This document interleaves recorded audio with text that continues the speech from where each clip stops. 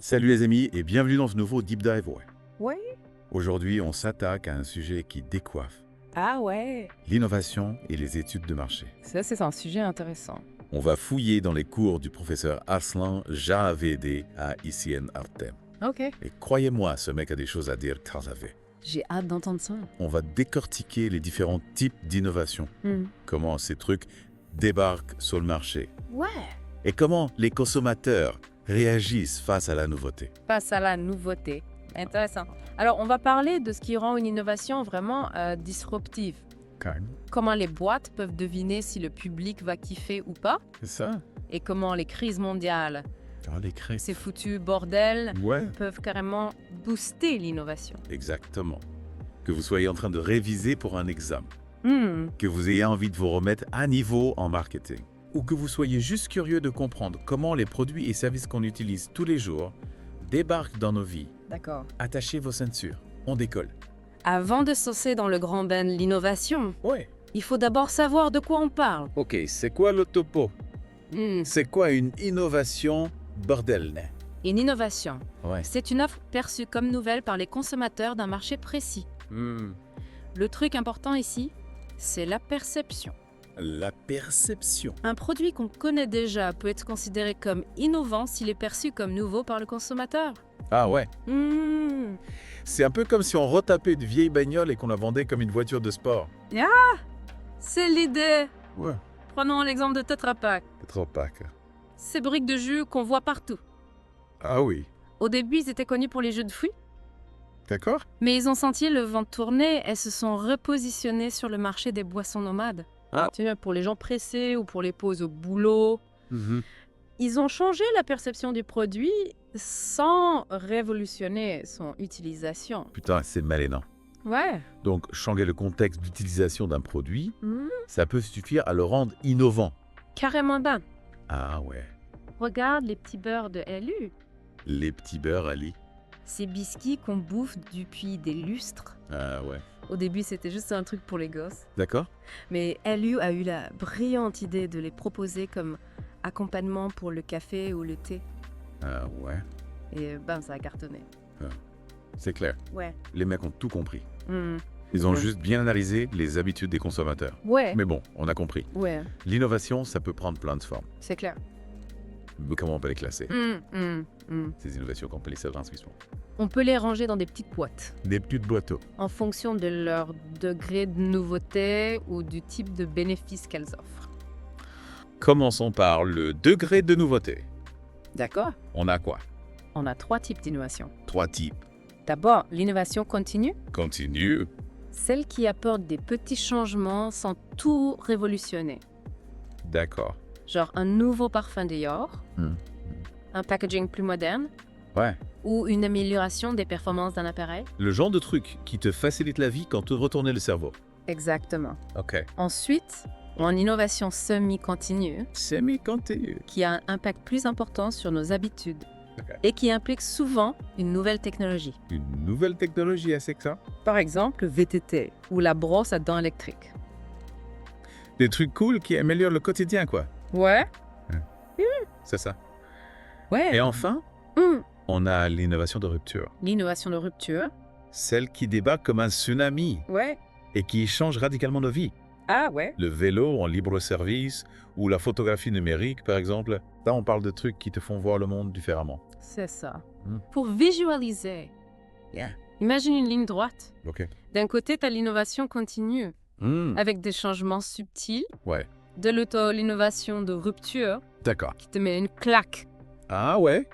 Et entre les deux, tu as l'innovation semi-continue Hmm. qui fait la transition en douceur.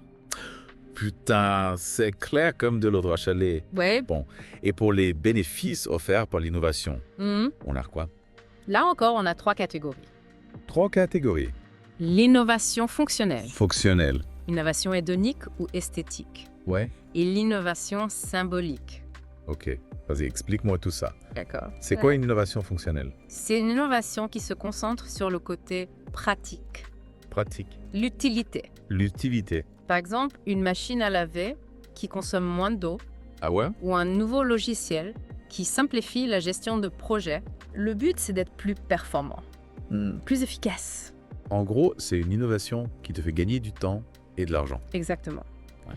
L'innovation hédonique ou esthétique, elle s'adresse à tes sens, à ton plaisir. Au plaisir. Un nouveau parfum qui te fait sentir bon. Ah ouais. Une voiture au design futuriste. Une œuvre d'art qui te fait vibrer. C'est une innovation qui te fait kiffer, quoi. Mais c'est ça. Ouais. Enfin, l'innovation symbolique. Symbolique. C'est celle qui véhicule un message, une valeur, un message. Le café équitable, la mode éthique, Ouais. un nouveau réseau social qui prône l'inclusion. C'est l'innovation qui te permet de montrer qui tu es, ce en quoi tu crois. Exactement. Ouais. Elle a un impact sur ton identité sociale. C'est dingue de voir comment un truc aussi simple que l'innovation peut prendre autant de formes différentes. Et on n'a fait que gratter la surface Sakiné. Ah ouais. Pour vraiment comprendre l'innovation, Hugo. Ouais. Il faut se pencher sur le processus qui l'a fait passer du stade d'idée à sa commercialisation.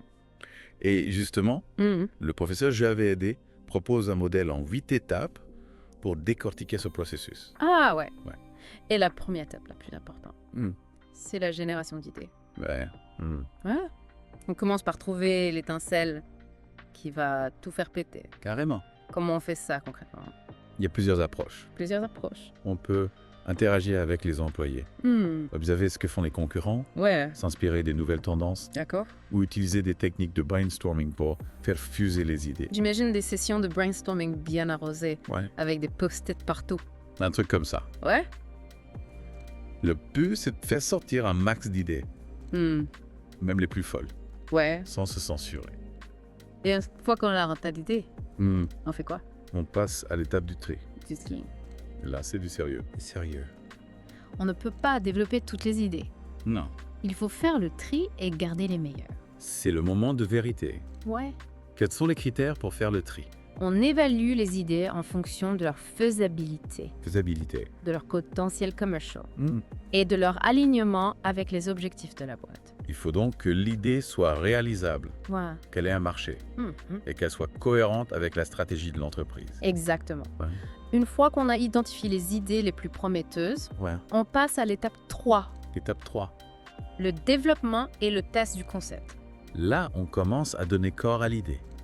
Ouais. On traduit l'idée en un concept concret Concret.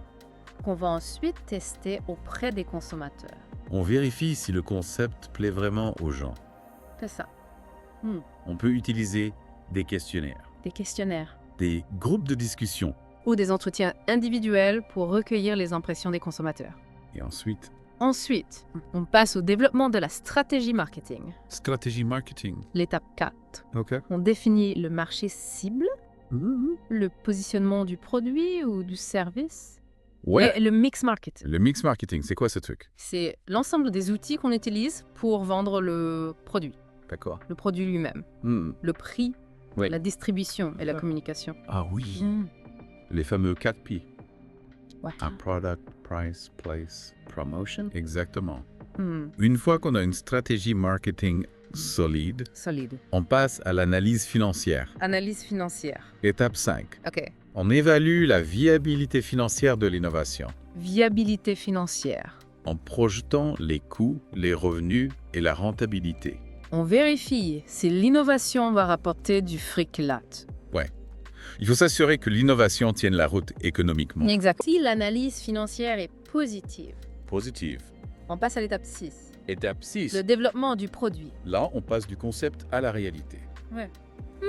On crée le produit ou le service en impliquant les équipes de design, D'accord. ingénierie. Et de prototypage. J'imagine des ateliers remplis de prototypes et de maquettes. C'est ça. Le but, c'est de créer un produit ou un service qui colle parfaitement au concept et à la stratégie marketing. Et on arrive ensuite à l'étape 7, Étape 7. le test de marché. C'est une étape cruciale pour valider l'innovation avant le grand saut. En gros, on fait un test grandeur nature. Ouais. Mhm. On introduit l'innovation dans un environnement contrôlé. Contrôlé. Par exemple, une région spécifique ou un groupe de consommateurs, D'accord. pour récolter des avis et améliorer le produit ou le service. C'est le moment de vérité. Exactement. Hmm. Si le test de marché est concluant, Concluant. on passe à la dernière étape, l'étape. La commercialisation. On lance l'innovation à grande échelle. Ouais. On démarre la production. Ouais. On met en place les circuits de distribution. Mm. Et on lance les campagnes marketing pour annoncer l'arrivée de l'innovation sur le marché. C'est la fin du processus, Mhm. Mhm. mais aussi le début d'une nouvelle aventure. C'est ça. Ouais. L'innovation est un processus continu. Continue. Et une fois qu'une innovation est lancée, Mm. on recommence le cycle pour développer de nouvelles idées et de nouveaux produits. Ce modèle en 8 étapes est vraiment clair et complet. Ouais, On comprend mieux comment une innovation passe du stade d'idée à sa commercialisation. c'est essentiel pour les entreprises qui veulent réussir dans un monde en constante évolution. Justement, Mhm. parlons maintenant de l'adoption, L'adoption, de la résistance la résistance. et de la diffusion de l'innovation. Là, on plonge dans la psychologie du consommateur. Ah ouais. Bien. Pourquoi certains consommateurs adoptent immédiatement les innovations, tandis que d'autres y résistent? C'est une question complexe qui dépend de nombreux facteurs. D'accord? Ouais. Commençons par définir ce qu'on entend par adoption. L'adoption, Mhm. c'est la décision d'un consommateur d'acheter et d'utiliser une innovation. Et la résistance, c'est l'inverse. Exactement. Ouais. La résistance, Mhm. c'est la réticence à adopter une innovation. Ouais. Même quand tout le monde te dit de le faire. On peut imaginer des personnes qui refusent de changer de téléphone portable, Mhm. même si leur est complètement obsolète. Ouais, c'est un bon exemple. Ouais. Mhm. Mais comment expliquer ces différences de comportement?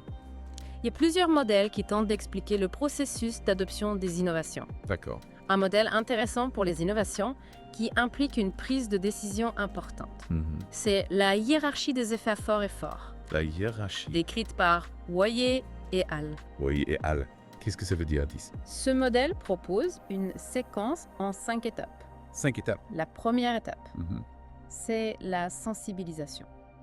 La sensibilisation. Le consommateur prend conscience de l'existence de l'innovation, D'accord. mais il n'a pas encore d'informations précises à son sujet. On entend parler de l'innovation, Mhm. mais on ne sait pas vraiment ce que c'est. Ensuite, il y a la recherche d'informations. Recherche d'information. Le consommateur, Mhm. intrigué ou intéressé par l'innovation. Va chercher à en savoir plus. On consulte des articles, Mhm. on lit des avis, on regarde des vidéos. Exactement. Ok. La troisième étape, Ouais. c'est l'évaluation et la formation de l'attitude. Évaluation et formation de l'attitude. Le consommateur se forge une opinion sur l'innovation, en pesant le pour et le contre. On se demande si l'innovation répond vraiment à nos besoins. Ouais. Si elle est facile à utiliser. Si elle vaut son prix. Ensuite, Il y a la phase d'essai. phase d'essai. Le consommateur essaie l'innovation pour se faire une idée concrète de sa valeur. On teste le nouveau téléphone, on essaie la nouvelle application, Ouais. on goûte le nouveau produit. Et enfin, Hmm. la dernière étape, C'était c'est l'adoption. l'adoption. Le consommateur décide d'utiliser l'innovation de façon régulière. On intègre l'innovation dans notre quotidien. Ouais, exactement. Ok. Mhm. Ce modèle est très intéressant, Ouais. car il montre que l'adoption d'une innovation n'est pas un acte impulsif, Mhm. mais un processus réfléchi qui se déroule en plusieurs étapes. Tout à fait. Et la durée de ce processus peut varier considérablement en fonction du type d'innovation, D'accord. du profit du consommateur Et et du contexte. parlons maintenant de la diffusion de l'innovation. La diffusion, c'est le processus par lequel une innovation se répand dans un marché au fil du temps. On s'intéresse à la manière dont l'innovation est adoptée par l'ensemble des consommateurs. Exactement. Ok. On utilise souvent la courbe de diffusion en forme de S pour visualiser ce processus. À quoi ressemble cette courbe-là? Imagine une courbe qui part lentement, puis qui s'accélère rapidement pour enfin se stabiliser. C'est la forme d'un S. Oui. Mhm. Au début, Ouais. l'innovation est adoptée par un petit nombre de consommateurs précurseurs, D'accord. les fameux early adopters. Ceux qui sont toujours à l'affût des nouveautés. Exactement. Ensuite, la diffusion s'accélère lorsque l'innovation est adoptée par la majorité des consommateurs. L'innovation devient mainstream.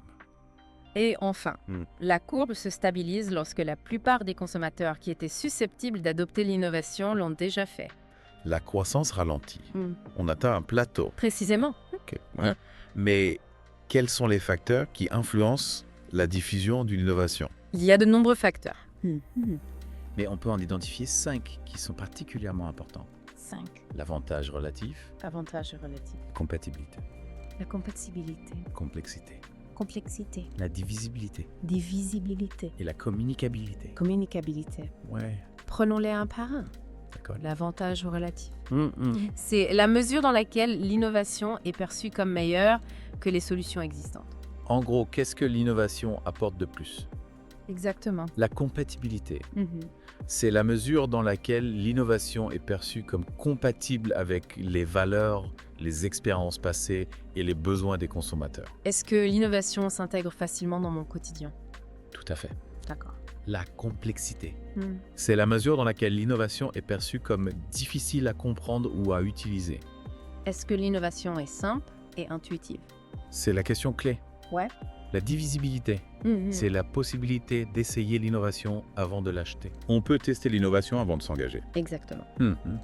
Et enfin, la communicabilité. La communicabilité. C'est la facilité avec laquelle les avantages de l'innovation peuvent être communiqués et compris par les consommateurs. Est-ce que l'innovation est facile à expliquer et à promouvoir? Tout à fait. Ces 5 facteurs jouent un rôle crucial dans le succès ou l'échec d'une innovation. On comprend mieux pourquoi certaines innovations se diffusent rapidement, tandis que d'autres peinent à décoller. Exactement.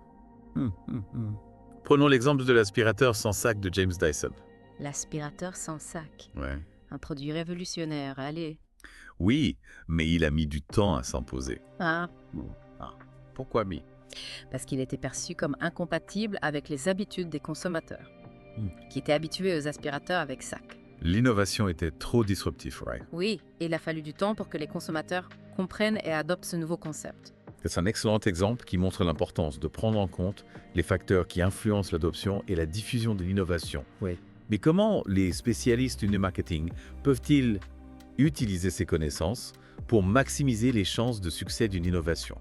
Il existe plusieurs stratégies marketing qu'ils peuvent mettre en place. Ils peuvent par exemple améliorer la compatibilité ou réduire la complexité de l'innovation. Ok. Informer les consommateurs sur la compatibilité de l'innovation avec leurs besoins et leurs produits existants. Faire appel à des agents de changement, Agent de changement.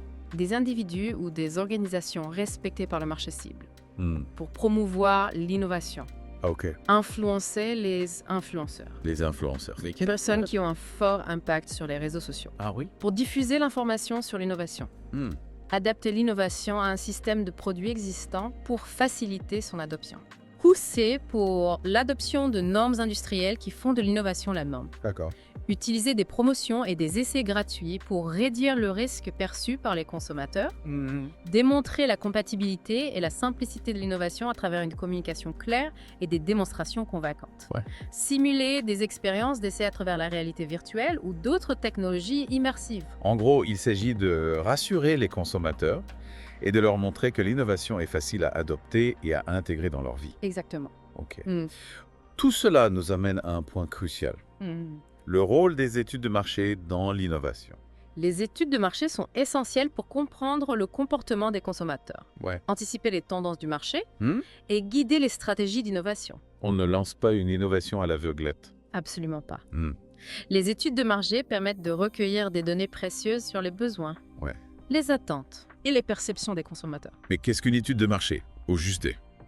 Selon l'American Marketing Association, L'American Marketing Association, la recherche marketing est la fonction qui relie le consommateur, le consommateur le client, et le public aux spécialistes du marketing par le biais de l'information. de l'information. Cette information est utilisée pour identifier et définir les opportunités et les problèmes de marketing. D'accord. Générer, affiner et évaluer les actions de marketing. Contrôler les performances de marketing Ouais. et améliorer la compréhension du marketing en tant que processus. Waouh. Yeah. Ça couvre beaucoup de choses. Oui. Et plus précisément, Ouais. une étude de marché. C'est la conception, la collecte, l'analyse et le rapport systématique des données et des résultats relatifs à une situation de marketing spécifique à laquelle l'organisation est confrontée. Donc on recueille des informations pour mieux comprendre une situation particulière et prendre des décisions plus éclairées. Exactement. Concrètement, comment se déroule une étude de marché? Il y a plusieurs types d'études de marché, Plusieurs types. mais on peut les classer selon 3 critères. 3 critères. la source des données, Source des données. l'objectif de l'étude et la méthodologie utilisée. Parlons d'abord de la source des données. D'accord. On distingue les données primaires. Primaire. Ils sont collectés spécifiquement pour l'étude en cours. D'accord. Et les données secondaires, Secondaire. qui sont déjà existantes et ont été collectées à d'autres fins. Les données primaires, c'est ce qu'on recueille nous-mêmes.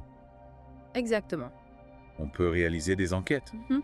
des sondages, Ouais. des entretiens ou des observations pour collecter des données primaires. Et les données secondaires, on les trouve. Il existe de nombreuses sources de données secondaires. Des rapports vente, Des rapports de vente, des bases de données clients. des études antérieures, Ouais. des publications gouvernementales, des statistiques sectorielles, des articles de presse, Oh. des blogs, des forums, des réseaux sociaux. Il y a là l'embarras du choix. Oui, mais il faut faire attention à la qualité des données secondaires. À la qualité? Il faut s'assurer que les données sont exactes, Exact. récentes, Mm. fiables Fiable. et comparables. On ne peut pas se fier à n'importe quelle information trouvée sur Internet. Absolument. Mhm. Il est important de croiser les sources et de vérifier la crédibilité des informations. Parlons maintenant des objectifs de l'étude de marché. D'accord. On distingue 3 types d'objectifs. 3 types. L'objectif exploratoire, Exploratoire, l'objectif descriptif descriptif, et l'objectif causal. causal. Prenons-les un par un. Hmm. Qu'est-ce qu'une étude exploratoire?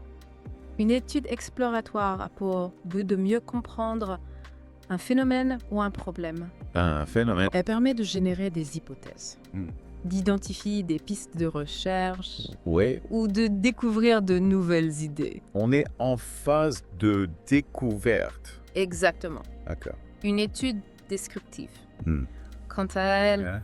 vise à décrire une situation, Une situation. un marché, Hmm. un comportement Ouais, ou une opinion. une opinion. Elle permet de quantifier, Quantifiée. de mesurer Hmm. Hmm. et de caractériser des phénomènes. On veut avoir une image précise de la situation.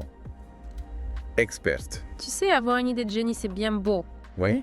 Mais si tu sais pas la vendre, Hmm. la rendre sexy pour les consommateurs, Ah ouais. ça sert à rien.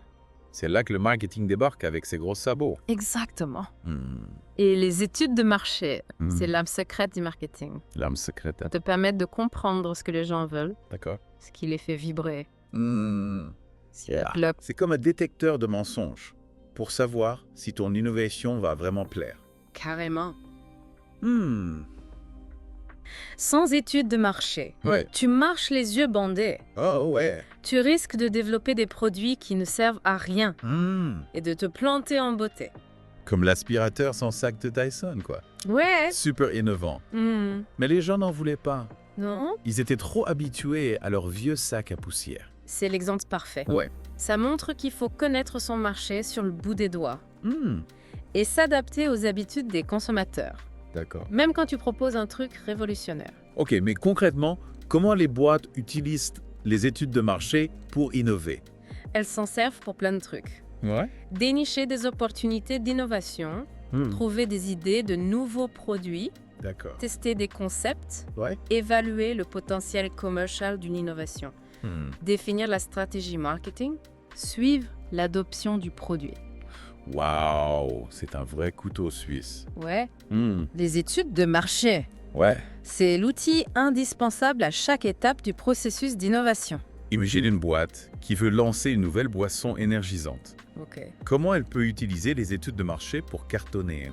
Elle peut commencer par une étude exploratoire, Exploratoire. pour voir ce qui se fait déjà sur le marché des boissons énergisantes. D'accord. Comprendre ce que les gens recherchent, Hmm. ce qu'ils aiment ou pas. En gros, elle fait du repérage pour éviter de se planter. Exactement. Ouais. Ensuite, Mm.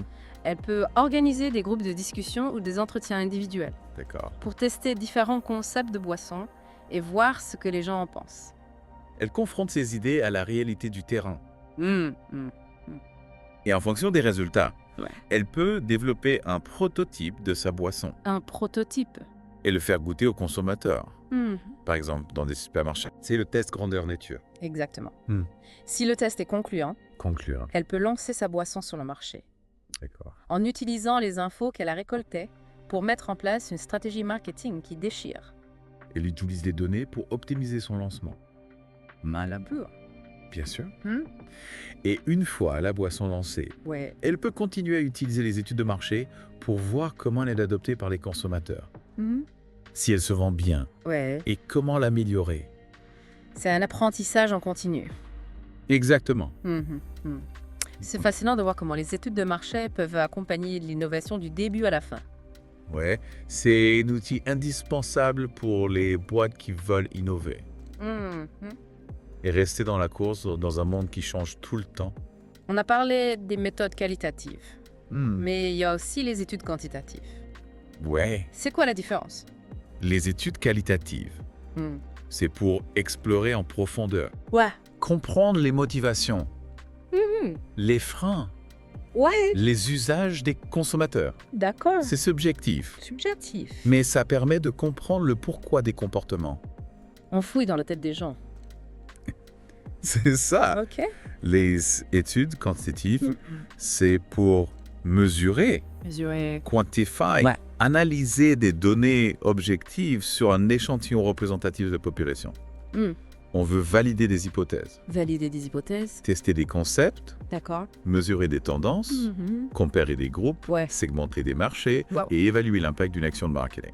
On utilise les chiffres pour confirmer ou infirmer des intuitions Ouais, et pour prendre des décisions stratégiques. tout à fait.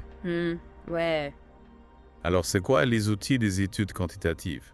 Le questionnaire, principalement, Questionnaire. c'est une série de questions fermées, Standardisé. standardisées, Précodé. précodées, qui permettent de récolter des données chiffrées sur les opinions, D'accord. les attitudes, les comportements et les caractéristiques sociodémographiques des répondants.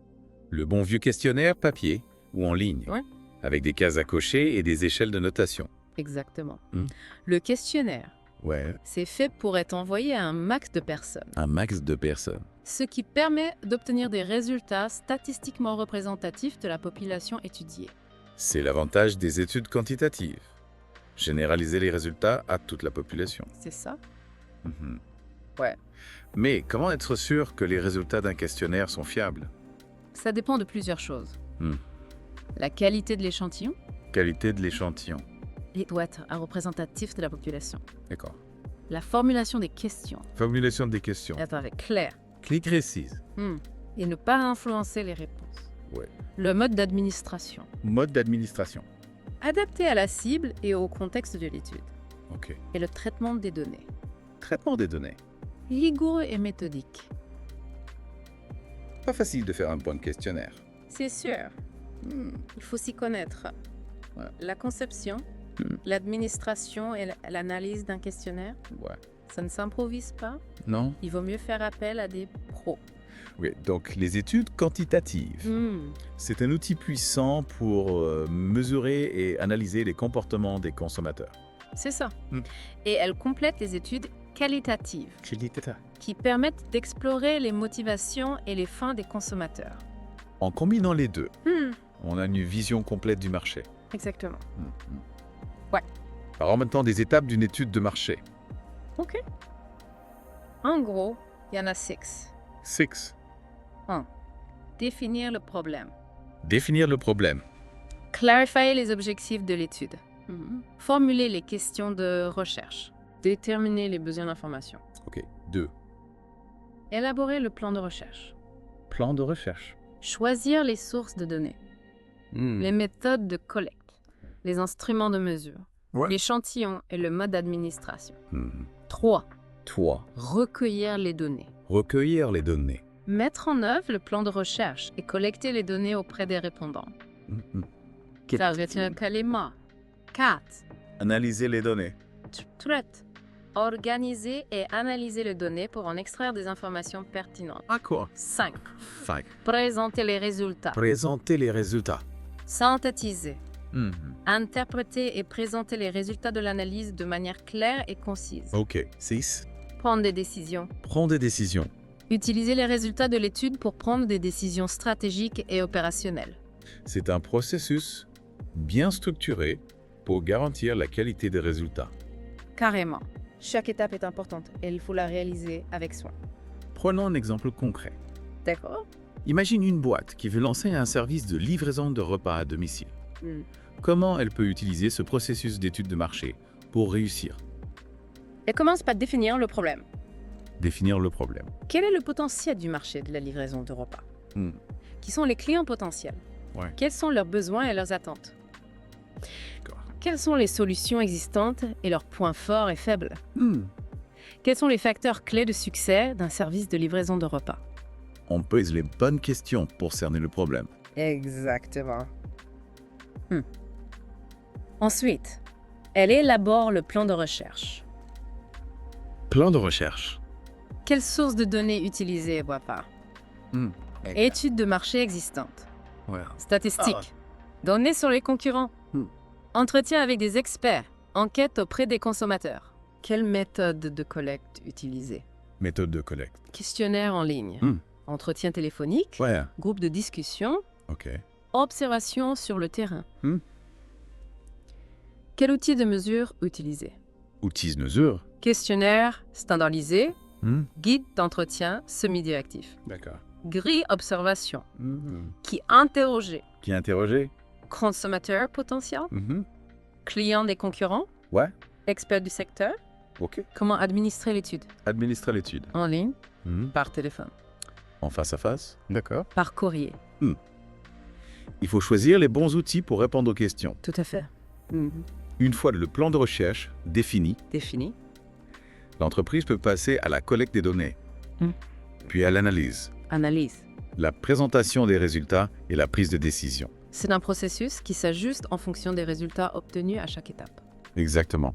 L'important, c'est de rester flexible, Flexible. rigoureux et objectif tout au long du processus. Les études de marché sont donc essentielles pour innover. Elles permettent de comprendre le marché, Ouais.